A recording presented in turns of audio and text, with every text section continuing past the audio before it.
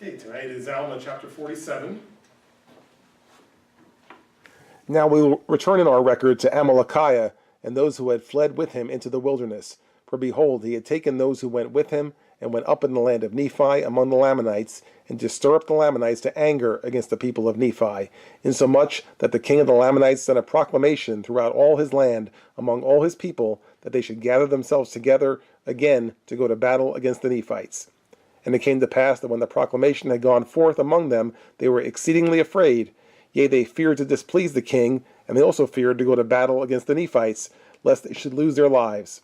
And it came to pass that they would not, or the more part of them would not, obey the commandments of the king. And now it came to pass that the king was wroth because of their disobedience. Therefore he gave Amalickiah the command of that part of his army which was obedient unto his commands, and commanded him that he should go forth and compel them to arms. The scene is shifting to the different city now, right? At the end of chapter 46, it's kind of said for the next 4 years there was peace in the land, and so that city, which was the city of Zarahemla, so you saw a quick 4 years go by, right? But now, meanwhile, over in the land of Nephi, where Amalickiah had arrived with those who went with him, right? So it says now he went and spoke to the king of the Lamanites. And the king said, "Oh, we have to fight. Okay, we got to get an army to go fight against the Nephites." So he sent out the proclamation: "Everybody, okay, get together in the army. We're going to send you out against the Nephites." And what was the people's reaction to that? They didn't want to do it, right? Most of them didn't want to go because they said, "How many times we have to see our people get killed by the Nephites before we learn that this is not a good thing to be involved in?" So it says they feared for their lives, so they didn't want to go. So now it says that they were probably caught between a rock and a hard place, because typically if you defy the king, that's not a good thing to do. But if we go fight against the Nephites, that's not a good thing to do either. So it says most of them decided to pass. All right, that they refused to go.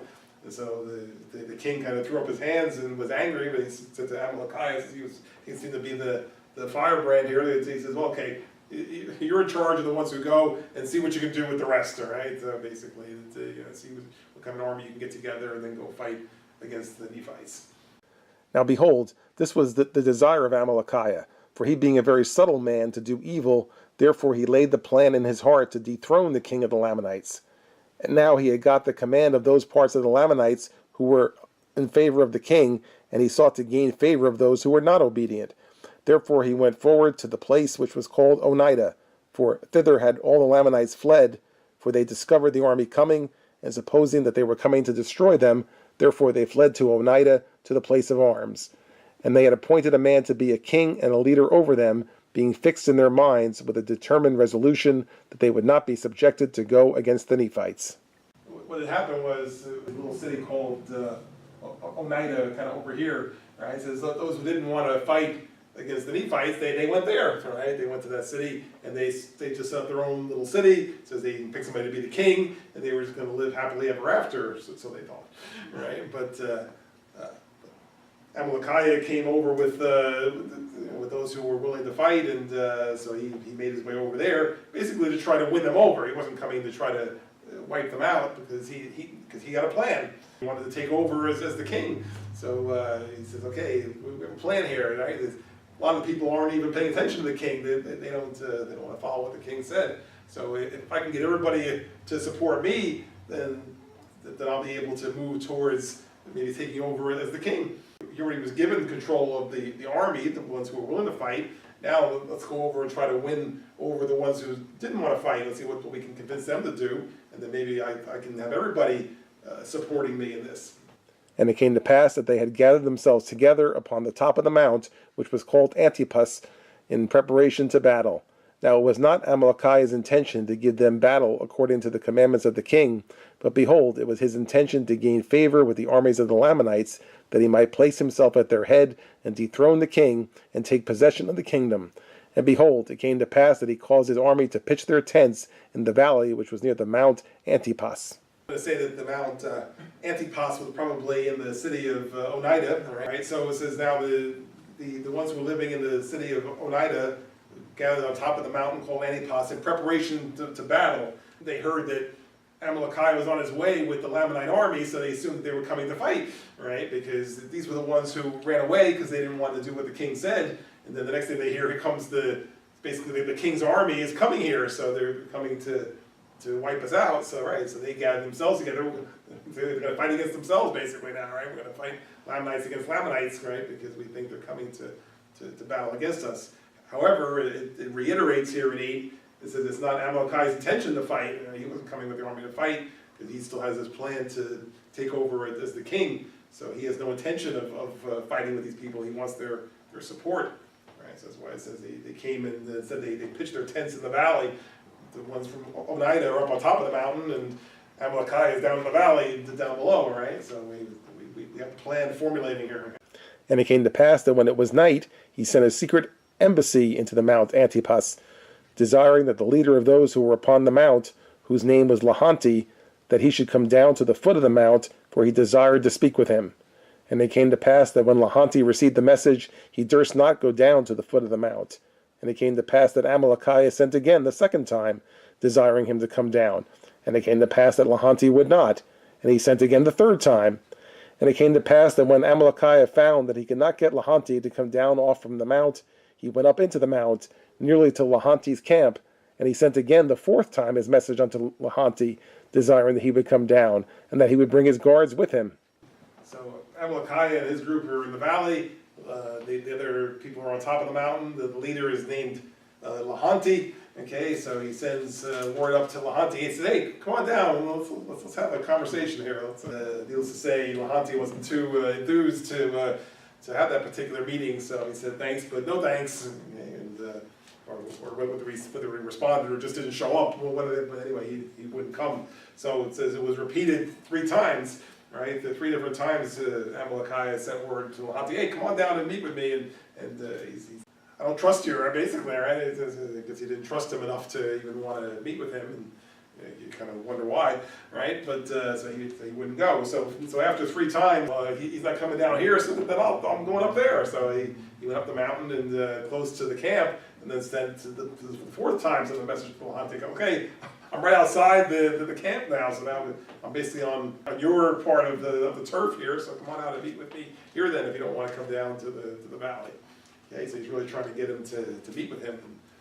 And it came to pass that when Lahanti had come down with his guards to Amalickiah, that Amalickiah desired him to come down with his army in the night time, and surround those men in their camps over whom the king had given him command, and that he would deliver them up into Lahanti's hands, if he would make him, Amalickiah, a second leader over the whole army. And it came to pass that Lahanti came down with his men, and surrounded the men of Amalickiah, so that before they awoke at the dawn of day, they were surrounded by the armies of Lahanti. And it came to pass that when they saw that they were surrounded, they pled with Amalickiah that he would suffer them to fall in with their brethren, that they might not be destroyed. Now this was the very thing which Amalickiah desired. There was a proposal made. He came in, Amalickiah says to Lahanti, "Listen, take your army and come down and surround my men, and we'll get them to give up. We'll get them to surrender. And then basically we'll have one full group. You can still be in charge, right? You be in charge, and I'll be second, right?" So I mean, just on the face of it, it sounds like a pretty good proposal. If you're Lahanti, it sounds okay on the face of it. Okay, so you're going to turn over your whole army, and I'm going to be in charge of the whole thing, and you'll just be second in command, right? So that was the proposal. Right, so he agreed, and as you can see, it says they went down, they surrounded the men, and Amalickiah said, "Okay, we have to surrender." Right, so he got his men to surrender to Lahanti's group, and so now they have one big group with Lahanti in charge, and Amalickiah is second in command. But as you can see, it keeps pointing out here, he says everything's going according to plan, right? This is what Amalickiah wanted, was this particular outcome, that everything was proceeding according to his plan as of now. And it came to pass that he delivered his men, contrary to the commands of the king. Now this was the thing that Amalickiah desired, that he might accomplish his designs in dethroning the king. Now it was the custom among the Lamanites, if their chief leader was killed, to appoint a second leader to be their chief leader. And it came to pass that Amalickiah caused that one of his servants should administer poison by degrees to Lahanti, that he died. Now when Lahanti was dead, the Lamanites appointed Amalickiah to be their leader and their chief commander. Okay, so you see what happened, hey? Maybe sounded good on paper, right? But, you know, if you don't trust somebody and you're going to make them the second in command and you're in command, you better watch your back, right? And that's basically what happened. Is that that was the plan. It was one big group. Now Lahanti in command, Amalekite second. So all you had to do was make Lahanti go away, and now he had the whole group. And that's exactly what happened. That they managed to poison him, I guess, over a little bit of time until he died. And then said, oh gee, the leader died, and so now I guess I have to take over since I'm second in command there, right? And so, which of course was the plan all along. Now he has both groups together, right? Both those who were willing to fight against the Nephites and those who hadn't been, but now it's one group all together under his command. And it came to pass that Amalickiah marched with his armies, for he had gained his desires, to the land of Nephi, to the city of Nephi, which was the chief city. And the king came out to meet him with his guards, for he supposed that Amalickiah had fulfilled his commands, and that Amalickiah had gathered together so great an army to go against the Nephites to battle. But behold, as the king came out to meet him, Amalickiah caused that his servants should go forth to meet the king. And they went and bowed themselves before the king, as if to reverence him because of his greatness. And it came to pass that the king put forth his hand to raise them, as was the custom with the Lamanites, as a token of peace, which custom they had taken from the Nephites. And it came to pass that when he had raised the first from the ground, behold, he stabbed the king to the heart, and he fell to the earth. More treachery here. Right? First, it says they went to visit the king. All right, so here the king was probably pleased at first. Right? He says, "Hey, look, Amalickiah, he got everybody together. See, my group was splintered before. Now they're all together, and he's leading them all." And then they came to see the king, and so some of them went up as they bowed before the king. Recognize his greatness, and so the king is okay, rise up, and of course rising up, they stab him to death. Okay, so this of course was all part of the plan also. So you see the plan unfolding, right? It was not necessarily an honorable plan, but it was a pretty clever plan, right? To take over this particular position. And so this first king controlled the army, then killed the king. Now the servants of the king fled, and the servants of Amalickiah raised a cry, saying, Behold, the servants of the king have stabbed him to the heart, and he has fallen, and they have fled. Behold, come and see. And it came to pass that Amalickiah commanded that his armies should march forth and see what had happened to the king. And when they had come to the spot and found the king lying in his gore, Amalickiah pretended to be wroth, and said, Whosoever loved the king, let him go forth and pursue his servants, that they may be slain. There were those who were the servants of the king, so they were, I don't know if they were supposed to protect him or be their bodyguard, but they were the servants, and so they ran away. Figured out, we'll be next, okay? And they probably would have been, quite frankly.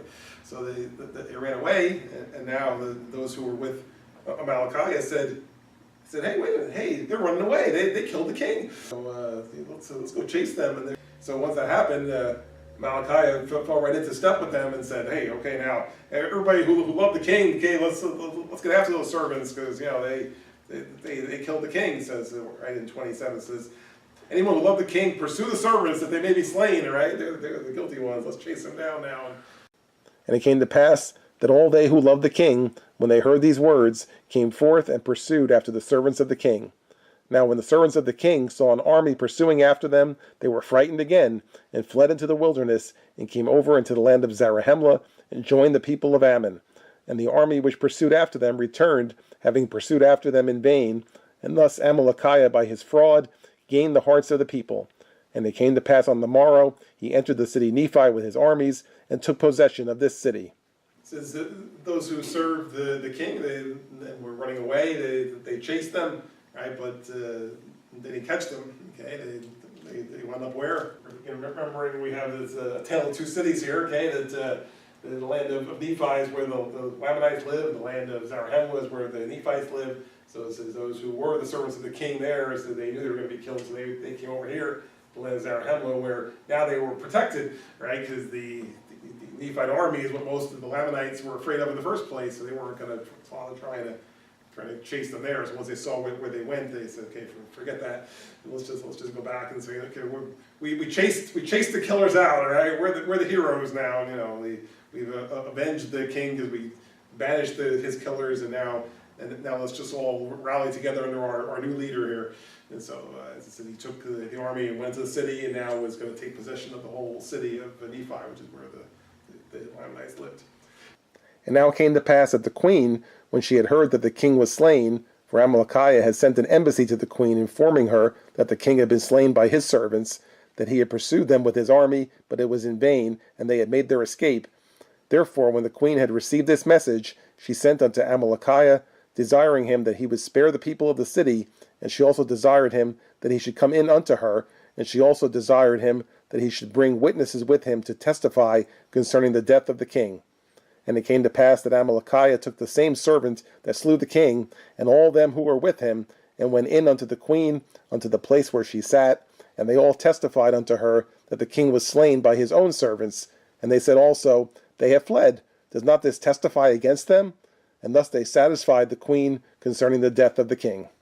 This was probably the first that was mentioned that there was a queen involved. And obviously, the queen has interest in knowing what happened here. When the queen was informed of what happened, she sent for Amalickiah. She said, come and see me in the palace or wherever she lived, and I'd like to know what happened here. So and bring witnesses, because I want to question the witnesses as to what happened. Just as that Amalickiah brought his team with him, including the one who was the real killer, and went and they testified before the queen, and they all had the same story, right? So I'm sure they compared notes before they went in, said this is what happened, right? The servants of the king are the ones who did the killing, and if anybody doubts it, we have evidence, right? They ran away, right? So well, they ran away, so obviously they were guilty because they ran away, right? But not thinking that they were running away for some other reason. That's why.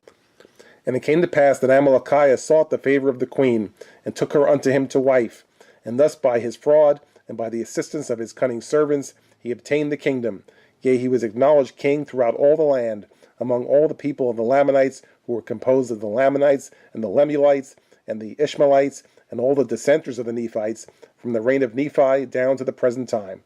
Now these dissenters, having the same instruction and the same information of the Nephites, yea, having been instructed in the same knowledge of the Lord, nevertheless it is strange to relate, not long after their dissensions, they became more hardened and impenitent, and more wild, wicked, and ferocious than the Lamanites, drinking in with the traditions of the Lamanites, giving way to indolence and all manner of lasciviousness, yea, entirely forgetting the Lord their God.